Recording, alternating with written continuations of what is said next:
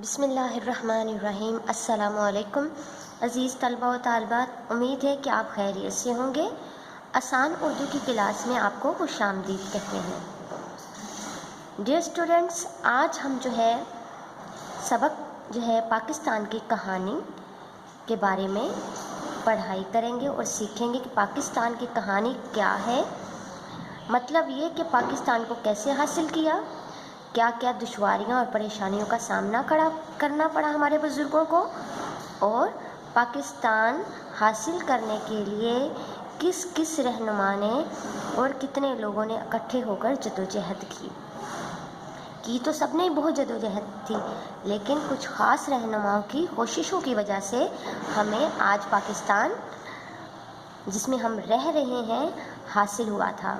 تو چلیے اپنی کتاب کا صفحہ نمبر 19 کھولیے۔ صفحہ نمبر 19 مطلب یہاں پہ پاکستان کی کہانی ہے۔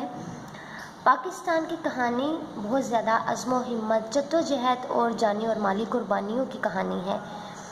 جیسے کہ آپ جانتے ہیں، ہمارا پاکستان 14 اگست 1947 کو ایک آزاد اور الگ اسلامی ریاست قائم ہوا تھا۔ اس سے پہلے پاکستان، ہندوستان ایک ہی ملک میں رہتے تھے، کوئی علیحدہ وطن نہیں تھا۔ ہندو اور مسلمانوں دونوں پر انگریز حکومت کرتے تھے۔ انگریز انہوں نے کس طریقے سے پورے پاکستان یعنی کہ مسلمانوں اور ہندوؤں پر حکومت کی، ایسے کہ وہ آہستہ آہستہ تجارت کے ذریعے آئے تھے ہندوستان میں تجارت کرنے۔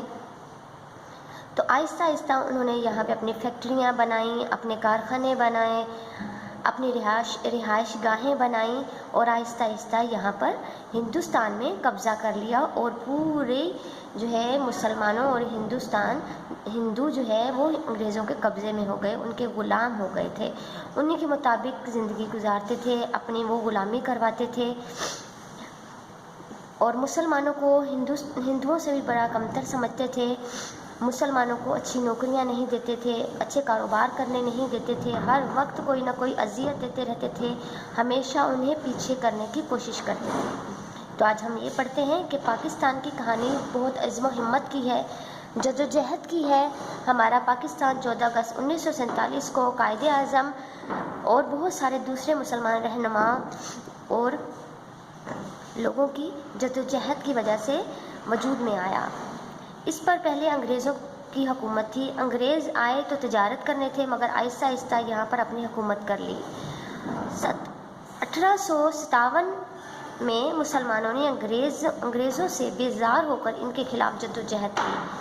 اکثر ہندو بھی انگریزوں سے تنگ آ چکے تھے، کیونکہ غلامی کر کر کے ہر وقت ان کو تنگ کرتے تھے، اچھی سہولتیں نہیں تھی، اپنے مطابق دین کے مطابق مسلمان وہ زندگی نہیں گزار سکتے تھے، تعلیم حاصل نہیں کر سکتے تھے، کاروبار نہیں کر سکتے تھے، تو وہ تنگ ہو گئے، بیزار ہو گئے، اور انہوں نے ایک جدوجہد شروع کر دی، اور بیچ میں ہندو بھی انگریزوں سے تنگ آ چکے تھے، تو مسلمانوں نے وہ کوششیں شروع کر دی۔ انگریزوں نے اپنی حکومت کو بچانے کے لیے اور طاقت اور سازش دونوں کا استعمال کیا۔ مسلمانوں کو اس وقت کوئی ایسا رہنما نہ مل سکا جو ان کو ایک جھنڈے تلے اکٹھا کرتا، یعنی کہ ایک ساتھ کرتا۔ اکٹھا کا مطلب ہے ایک ساتھ کرتا، اور نہ ہی ان کے پاس کئی نئے قسم کے ہتھیار تھے، اس لیے وہ آزادی کی اس جنگ میں کامیاب نہ ہو سکے۔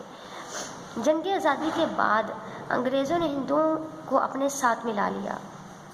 18 جنگ آزادی ہوئی تھی، اس میں انہوں نے سوچا کہ ابھی تو ہم اکیلے پڑ گئے، کیونکہ ہندو بھی ہمارے خلاف ہو گئے، تو پھر انگریزوں نے اپنے ساتھ ملا لیا، اور پھر دونوں نے مل کر مسلمانوں کے خلاف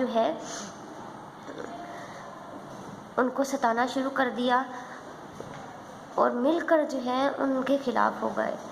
ہزاروں مسلمانوں کو پھانسی پر لٹکایا گیا، جائیدادیں مسلمانوں کی ضبط کی، مطلب ان سے لے لی گئی، چھین لی گئی۔ اس نازک وقت میں، ان کے اتنے مشکل وقت میں، پھر سر سید احمد خان تھے، وہ اس ظلم کے خلاف انہوں نے آواز اٹھائی، اور لڑنے کے بجائے ان کے قریب آ کر مسلمانوں کے خلاف انگریزوں کی بدگمانی دور کرنے کی کوشش کی۔ سید احمد خان کا خیال تھا کہ اس وقت مسلمانوں کو انگریزوں سے لڑنا نہیں چاہیے، بلکہ ان سے مفاہمت کر کے اپنی ترقی کے لیے کام کرنا چاہیے۔ انہوں نے مسلمانوں کی تعلیم کے لیے ایک بڑا مدرسہ قائم کیا جو ترقی کر کے یونیورسٹی بن گیا، اور اب جو ہے ہندوستان میں مسلم یونیورسٹی علی گڑھ کے نام سے مشہور ہے۔ 1858 میں ہندوستان کے لوگوں کو مناسب حقوق دلانے کے لیے ایک انگریز lord human Indian national Congress کے نام سے ایک جماعت بنائی۔ اس جماعت میں ہندو اور مسلمان دونوں شامل ہو گئے۔ کانگریس کے رہنما زیادہ تر ہندو تھے، انہیں ہندوؤں کے فائدے کا زیادہ خیال تھا، اس بات سے مسلمان ناراض ہو گئے۔ کانگریس میں ہندوؤں کا غلبہ دیکھ کر 1906 میں چند مخلص مسلمان رہنماؤں نے مسلم لیگ کے نام سے ایک الگ سیاسی جماعت قائم کی، یعنی کہ جماعت بنائی۔ تو دیکھا اسٹوڈنٹس آپ لوگوں نے کہ پاکستان حاصل کرنے کے لیے مسلمانوں کو کن کن دشواریوں کا سامنا کرنا پڑا، کس طرح سے وہ ہندوستان میں رہتے تھے، کیسے انگریز تنگ کرتے تھے ان کو، ہندو بھی ان کو تنگ کرتے تھے، اپنی آزادی کے مطابق وہ زندگی نہیں گزار سکتے تھے۔ تو آپ کا گھر کا کام یہ ہے کہ آپ جو ہے صفحہ نمبر 19 سے 20 تک، یہاں تک جو ہے 3 سے 4 بار جو ہے بلند خوانی کریں، اور سوال نمبر 1 جو ہے مسلمانوں نے انگریزوں کے خلاف آزادی کی جنگ کب شروع کی اور انہیں کامیابی کیوں نہ ہوئی، اس کا جواب جو ہے آپ لوگوں نے تحریر کرنا اپنی کاپی پہ اور یاد کرنا ہے۔